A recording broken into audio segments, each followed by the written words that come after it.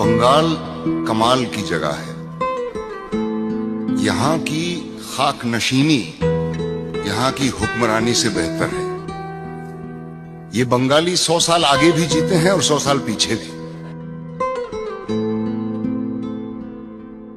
और कलकत्ते जैसा शहर तो रूहे जमीन पे नहीं। अगर मैं मुजर्रिद होता, यानी कि बैचलर अनमैरिड, और खानादारी की जिम्मेवारियां मुझ पे हायल न होती तो सब कुछ छोड़ छाड़ के यहीं का हो जाता। कलकत्ते का जो जिक्र किया तूने हमनशी, एक तीर मेरे सीने पे मारा के हाय हाय।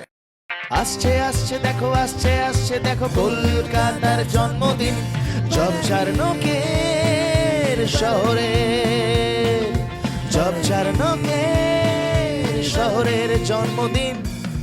আসছে দেখো কলকাতার জন্মদিন, এডিএসপিবির সাথে, এডিএসপিবির সাথে।